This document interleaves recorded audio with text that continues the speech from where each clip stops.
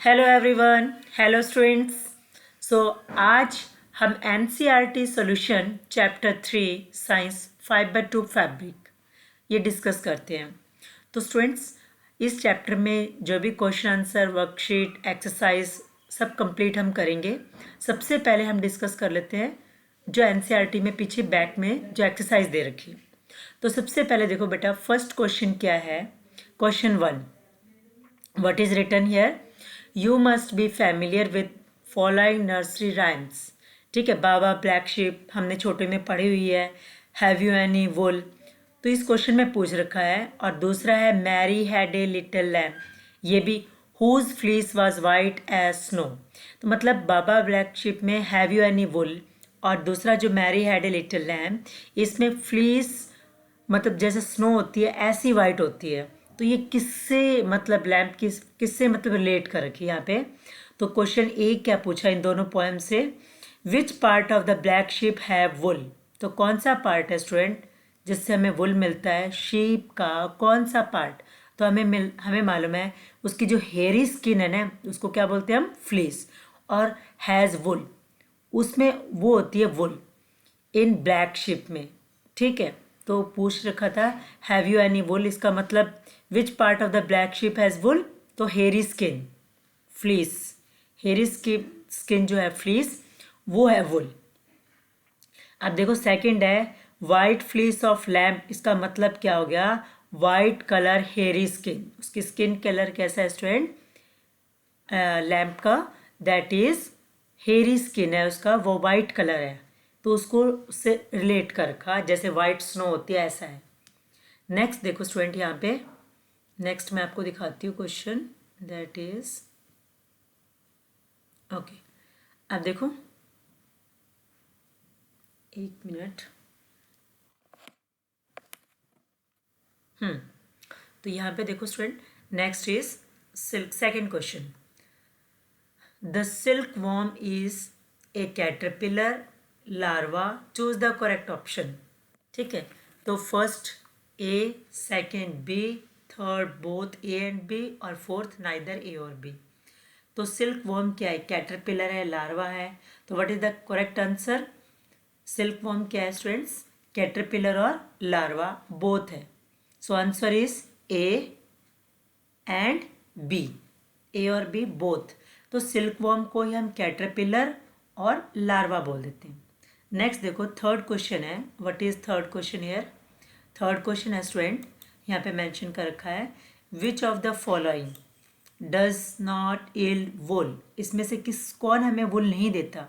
तो याक हमें देती है बेटा, कैमल हाँ give us wool, goat also, but woolly dog, ये डॉग से हमें कभी भी वुल नहीं मिलती।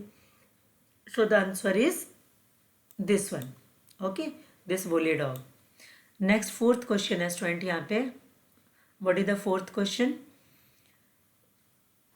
What is mean by the following terms. ये फॉलोइंग टर्म्स को हमें एक्सप्लेन करना है। तो फॉलोइंग टर्म्स क्या है, पहला है रियरिंग। तो रियरिंग क्या होता है, प्रोसेस ऑफ कीपिंग।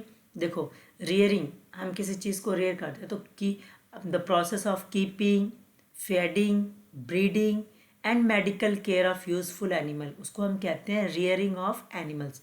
मतलब किसी चीज़ को हम लोग पालते हैं, तो पालने का मतलब क्या हो गया स्टूडेंट, यहाँ पे उसको रखना, फिर उसको फीड कराना, मतलब खाने के लिए अच्छी तरीके से अच्छी उससे वैरायटी लेनी, और उसका मेडिकल केयर करना। जो एनिमल हमने पाल रखा है तो उसको हम बोलते हैं rearing of animals. Next is sharing. Sharing क्या होता है स्टूडेंट, तो हम यहाँ पे डिस्कस करते हैं व्हाट इज शेयरिंग। तो एक बार इसको पहले वाले को हम रब कर देते हैं। Next is sharing. तो हमने टॉपिक, मैंने आपको शेयर की पिक्चर भी दिखाई थी बेटा, शेयरिंग क्या होता है। तो देखो the process of removing the fleece of the sheep. तो एक प्रोसेस होता है जिसमें फ्लीस शीप की रिमूव कर दी जाती है स्किन के साथ, थिन लेयर ऑफ स्किन, और ये स्किन ना डेड होती है। तो जैसे हमारे हेयर कट होते हैं इसी तरीके से शीप के ये ऊपर की लेयर थोड़ी सी पतली सी डेड स्किन के साथ रिमूव कर देते हैं, इसे कहते हैं शेयरिंग। थर्ड है सेरिकल्चर। तो सेरिकल्चर बिल्कुल इजी है, जैसे एग्रीकल्चर होता है, एपीकल्चर होता है, ऐसे ही सेरिकल्चर है। सेरिकल्चर में किसको पालते हैं स्टूडेंट, रेयरिंग की जाती है सिल्क वॉर्म की, और ये सिल्क वॉर्म हम क्यों पाल के रखते हैं? For obtaining silk. समझ आ गया सबको? नेक्स्ट है स्टूडेंट क्वेश्चन नंबर 7। देखो, out of the following which are two terms related to silk production. तो देखो, सिल्क प्रोडक्शन में कौन सी दो टर्म रिलेटेड है? सेरिकल्चर, फ्लोरिकल्चर, मोरिकल्चर, एपिकल्चर और सिल्वीकल्चर। तो देखो स्टूडेंट, सिल्क प्रोडक्शन दो टर्म रिलेटेड है। एक तो है यहाँ पे सेरिकल्चर और दूसरा इसका आंसर क्या होगा? मोरिकल्चर। क्लियर है सबको? तो एक सेरिकल्चर, दूसरा मोरिकल्चर, दोनों इसी को बोलते हैं जहाँ पे सिल्क प्रोडक्शन होता है।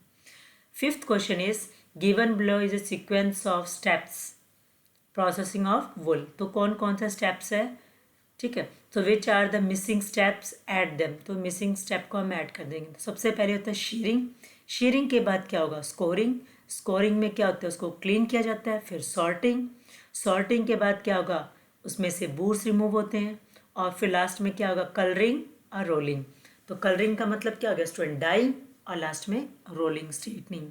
ठीक है। ये 6th क्वेश्चन है life history of silk moth बनाना। इसमें तो ये आपके गिवन है, तो ये बुक में भी दे रखा है, या आप बना सकते हो इस तरीके से। Okay, next is match the following. तो मैच द फॉलोइंग्स में देखो स्टूडेंट, यहाँ पे स्कोरिंग क्या होता है? Cleaning shed skin. Mulberry leaves क्या होता है students? That is food of silkworm. Silkworm का फूड ही है ये। याक क्या है स्टूडेंट्स?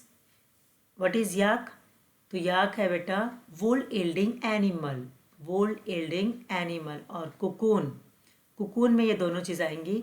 एक तो आएगा यील्ड सिल्क फाइबर्स, और दूसरा क्या है स्टूडेंट? उसके बाद रीलिंग होती है। सो आज हमने इस चैप्टर के पूरे क्वेश्चन आंसर कंप्लीट कर लिए। So this chapter is completed. मैंने इसके लिए एक वीडियो बनाई है जिसको क्विक रिवीजन के लिए फुल चैप्टर की है, और बाकी जो शॉर्ट शॉर्ट वीडियोस बना रखी है छोटी छोटी, वो पूरा चैप्टर की अलग अलग सेपरेट एक्सप्लेनेशन है।